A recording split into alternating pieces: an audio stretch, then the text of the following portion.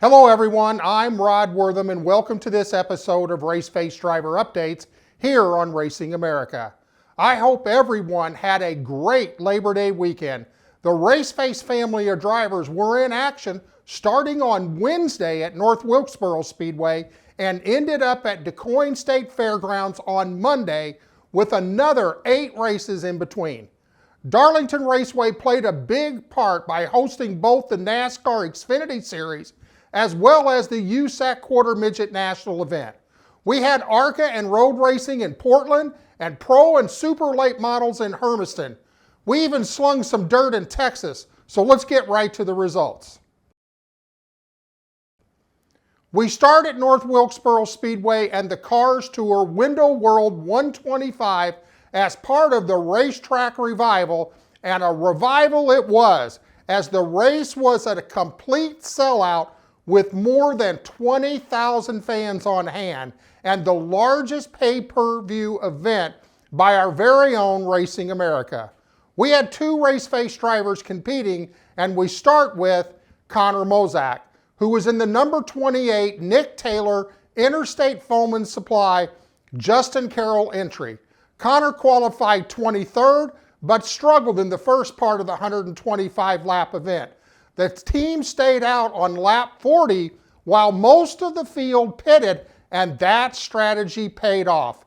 Connor was sitting in 3rd on the restart, ran in the top 10 for the next 40 laps, and was running 12th before a late race spin with 3 to go resulted in an 18th place finish. Connor returns to the Trans Am Series this weekend at Watkins Glen International. Caden Honeycutt was also at North Wilkesboro in his number 12 Friends of Jacqueline Autos by Nelson Solid Rock Carrier Chevrolet. Caden qualified 3rd and ran in the top 10 for the entire race, bringing home a 6th place finish. We caught up with Caden right after the race. Hey everybody, it's Caden Honeycutt here. Just finished up here at North Wilkesboro Speedway. Not a tough race for us. We started 3rd, fell back a little bit saving tires, and we were able to move forward, got back up to 5th, I believe, before we put tires on around at lap 85. And then we put tires on, and man, we just lacked pace. We just lost grip overall and just couldn't move forward. We struggled, but it's not without the help of these guys. These guys work their butt off. We've been trying so hard. Autos by Nelson, Arnis Race Cars, David, Jeff, Kevin, DJ, all of our guys that have worked so hard. And I just appreciate all my sponsors. My mom and dad for sure, my girlfriend at home, Friends of Jacqueline, Solid Rock Carriers, Castrol, Arnis Race Cars again.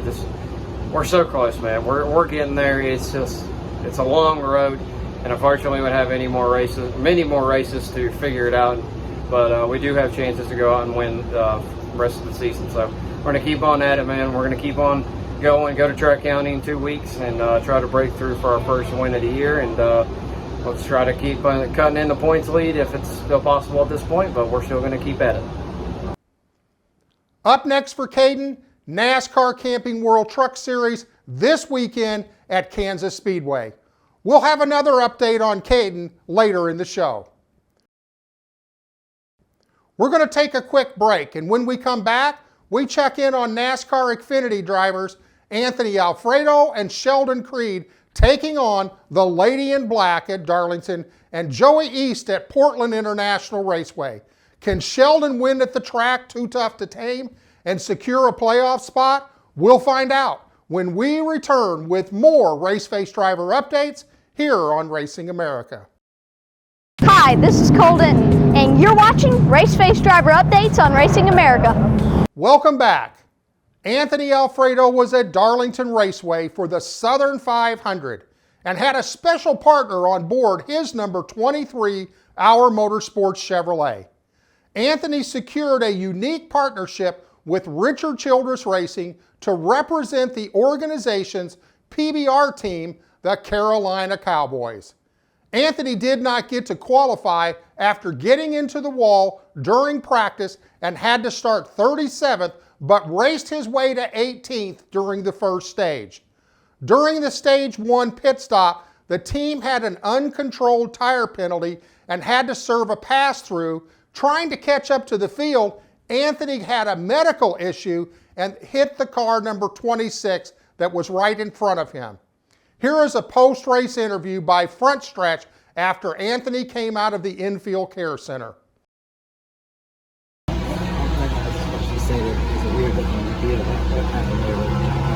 Oh, well, I've been under the weather this weekend, and I started getting sick in the car. So everything happened really fast. I was catching the field just because we were a penalty car after that pit stop, and he was coming off pit road for the same reason. So when I looked up, they were right there. I just tried to avoid them, and I just really couldn't do anything because I was getting sick in the car. So just an embarrassing incident, but I don't feel like I could have done anything. It all happened so fast. But my apologies to Sam, John Hunter, Alan, crew chief, everyone on that deal. I hate it for them, and I hate it for my guys because we had a really fast Chevrolet Camaro today. We're doing good for the Carolina Cowboys. We started tail end of the field and already we're well inside the top 20 at the end of the first stage. So hate we can't see it through, but that's just a super weird incident, and I'm definitely upset about it. But I guess we'll move on to the next one. You got sick to your stomach. It was dry, getting coming out pretty much. So it's a good thing I got dude wipes in the trailer, so I can clean up. And you're so is that why you were in there for a while too? Yeah, they were getting me squared away with fluids and running some tests, making sure I was all good. So I appreciate them. I'm actually feeling a lot better now, but I wish I could continue on. Unfortunately, we can't. So it's really disappointing. But like I said, I guess that happens sometimes. Up next for Anthony, Saturday at Kansas Speedway. Sheldon Creed headed into this week's race needing a win to advance in the playoff with only 3 races left and setting 1 position below the cutoff line.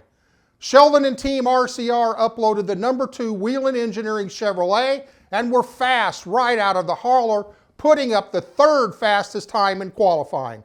They finished Stage 1 in 5th, Stage 2 in 6th, and in the final stage, things got interesting as a 3-car battle ensued with 3 laps to go between Sheldon, Kyle Larson, and Noah Gragson. Here are the final 3 laps. Can't do it. This will be big momentum for that 9-car. Noah Gragson has rejoined the front 2. Coming to the white flag, Sheldon Creed still has the lead. 1 lap to go, presented by Credit One Bank. A lap car in between, and now Kyle Larson looks to the inside. He'll take the point. Oh, there's a lot of contact I wanted to, and now Larson readies the car again. Creed off of the corner. Can Sheldon Creed hang on? His win would take him into the playoffs. Watch Noah Gragson right here. The 9 looking low. Noah Gragson to the low side. And Creed, he pulls the video game move. He's in the wall. Can he keep the throttle up? Here comes Noah Gragson. Creed cannot do it. And Gragson will win at Darlington. Wow. I've been working all weekend. I'm tired. I cannot sleep. Wow, that was a tough loss. You know that saying no one remembers who finished second? That may not apply here. Sheldon will be back at it this weekend at Kansas Speedway for the Kansas Lottery 300 live on the USA Network at 3 p.m. Eastern Time. Joey East was back on the road course at Portland International Raceway in his number 54, the Ag Center Ford. Joey qualified 6th, was running in the top 5, but had an electrical issue that put him 2 laps down. Let's check in with Joey for his take on the day's event.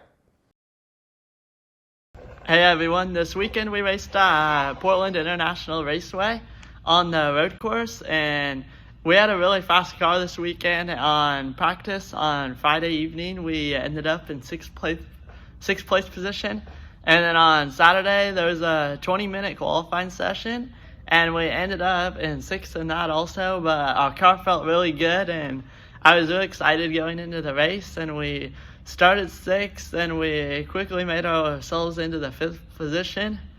And then as the race went on, around a little bit before halfway, we were able to get ourselves into a good battle and got ourselves into the 4th position for the halfway break. And the race was going really good. And then I was running in 4th place just after halfway, and on the restart, one of the coil wires popped off. So I lost power and the car died, and then we were able to push it back. They came and pushed me back into the pits, and they were able to pop it back on, but we already lost 2 laps getting it back into the pits. So we didn't get the finish we wanted, but it was a really fun race, and it was fun racing at Portland. And thank you to my sponsors, the Ag Solutions Network, Basila Farms, Richwood Meat, the Ag Center, and everyone who helps me. Up next for Joey, ARCA Series at All-American Speedway on October 1st. We're headed for another commercial break, and when we come back, we'll catch up with Casey Klein, late model racing in Oregon, Jesse Love, ARCA racing on the dirt in Illinois with a big payday on the line, and Caden Honeycutt also on the dirt in Texas. All of that and more when we return with Raceface driver updates here on Racing America. Hi, my name is Hudson Bolger, and you're watching Raceface driver updates on Racing America. Welcome back. Casey Klein was pulling double duty at Oregon's Hermiston Raceway in both the Pro Late Model and the Northwest Super Late Model Series. Let's check in with Casey for a complete recap of the 2-day event. Hi, I'm Casey Klein. This weekend I was racing at Hermiston Speedway in 2 different classes. I was racing in the Pro Lates and the Super Lates. The Pro Late race was a 75 lap race. I had an okay car in practice and in qualifying, and then going into the race I spun out on the outside because this track is a really bad track. It's really rough on the outside, and I broke my brake line doing that, and so I came in the pits, we fixed it, and I ended up finishing 10 laps down. But in the Super Lates I had a really good car in practice, and in qualifying I ended up qualifying 4th, and I ended up drawing a 1 for my starting position out of the top 8, and I ended up finishing towards the back, unfortunately, because I had a right rear tire going down. But I'd like to thank everyone who helps me, all my sponsors, Stamert Farms, Mountain View Polaris, Klein's Auto Sale, Friends of Jacqueline, Raceface Advancement, and everyone else who helps me on the car. Up next for Casey, championship night for Pro Late Models at State Line Speedway on Saturday. Jesse Love was at DuQuoin State Fairgrounds in Illinois for the ARCA Menard Series Rust-Oleum Automotive Finishes 100 on the famed 1-mile dirt track. Because Jesse won the Atlas 100 on the Springfield Mile, he can earn a Performance Seed Dirt Double $50,000 bonus if he sweeps both dirt events. Jesse started from the pole since practice and qualifying were canceled due to rain. Jesse led early, but started to have some carburetor throttle issues that forced the team to change the part under the first race break. But they were not able to get back on the track before the pace car and went 1 lap down. Jesse raced his way back to take advantage of the lucky dog and had a chance on a late race restart while battling with eventual race winner Ryan Unzecker, but couldn't get the pass completed before the rains moved in on the next lap, causing officials to call the race. Jesse did pick up a $5,000 bonus by finishing second. Jesse will be making his Trans Am debut at Watkins Glen this weekend with Nitro Motorsports and will run the ARCA race at Bristol Motor Speedway on September 15th. Caden Honeycutt made the trip from North Wilkesboro back to Texas to do a little dirt racing in his dirt late model, only to find out that the race had been canceled. So what happens now? When you're one of the hottest drivers on the dirt, your phone starts to ring, and Kane Buckmeyer called and said, "Let's go win some money at Rocket Speedway Park in Petty, Texas." Did that happen? Here's Caden's dirt update. What's up, everybody? Caden Honeycutt here. Just finished up here at Rocker Raceway Park. Back in none other than Kane Buckmeyer's Limited Modified for the second time this season. Got very fortunate tonight. Won our heat race from 6th, started 4th with my teammate Tommy Davis, and we were able to pick up the win. Started 4th, was able to work our way to the lead by halfway, and took off and was able to lead the rest of the way. But I just can't thank Tommy Davis Jr. for all the hard work he did on this race car to be able to race tonight. And Kane Buckmeyer, of course, I appreciate him asking me to wheel his race car. He's currently under the race car trying to change the gear that we used from somebody else. But another great night, another great dirt racing night. We've been on a roll, and hopefully we can transfer that to the asphalt season. So keep on rolling, man. We're going to come back Kansas next week in Tri-County and Lake Moss Stock. So we're going to keep on rolling. Thank you, Kane, for what you did. And hopefully we get back and do this again. So thank you very much. Thank you to all my fans, my supporters, my mom and dad, my girlfriend. And we'll just keep on rolling, try to transfer some of this momentum to the asphalt world. So we'll see you guys next week at Kansas. It seems like a dirt race that has a check attached to it. If he's in the area, it's like money in the bank. Up next for Caden, NASCAR Camping World Truck Series at Kansas Speedway on Friday night, live on FS1 at 7:30 p.m. Eastern Time. We're headed for our last commercial break, and when we come back, it's quarter midget time at Darlington with Carter Whalen and Landon Cox. We'll be right back with more Raceface Driver updates here on Racing America.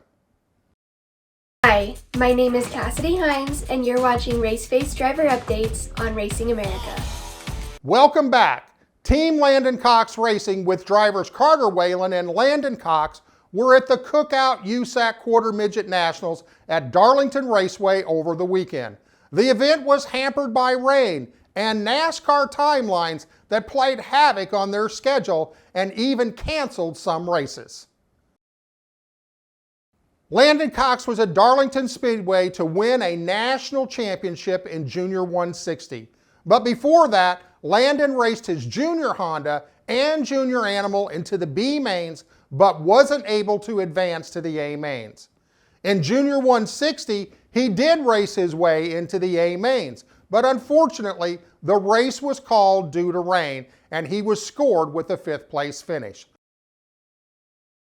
So many times people ask me, what does it mean to be a Raceface driver? My answer is, learning to interact and having the support of your teammates is one of the ways. And when you really need it, check out this short clip of 7 drivers that wish Landon Cox good luck on his mission to try to secure a national championship. Hey Landon, Anthony Alfredo here. I just wanted to wish you good luck at the quarter mile this weekend in Darlington. Hey Landon, Sheldon Creed here. Heard you were racing a quarter midget this weekend in Darlington while we'll be there. I just wanted to send you a good luck. Hey Landon, this is Connor Mozak, driving the ARCA Series and the Xfinity Series, and heard you had a big quarter midget race coming up at Darlington this weekend, and just wanted to wish you good luck. Hey Landon, it's Jesse Love. Just want to quick reach out to you and wish you best of luck this weekend at Darlington in your quarter midget race. Hi Landon, just wanted to wish you good luck in the quarter midgets this weekend in Darlington. Hey Landon, it's Grant Thompson. Just want to wish you a big good luck. Carter Whalen was also at Darlington Raceway and racing in 3 different classes: Heavy Honda, Heavy 160, and Heavy World Formula. In Heavy Honda, Carter was running first before a late race caution gathered the field up for a restart, and then contact from another car pushed him out of the groove, but he held on to finish in 3rd place, putting him 6th in the B main. And that's where another incident kept him from transferring into the A main. In Heavy World Formula, he made it to the B mains, but unfortunately again, he was not able to make it to the A's. In Heavy 160, he had to race his way out of the C mains, but again was unable to transfer out of the B mains. Overall, for both drivers, these national events are tough, a lot of cars, and you need some luck, but a great experience that will help them prepare as they move forward in their careers. Other Raceface drivers seeing action this weekend include Cassidy Hines, who will return to her pro truck at Colorado National Speedway on Saturday. Cole Denton returns to Atlanta Motor Speedway for one of the final races and an attempt to try to secure his national INEX Bandolero Championship. Hudson Bolger will also be at Atlanta Motor Speedway in his number 17 INEX Legend car.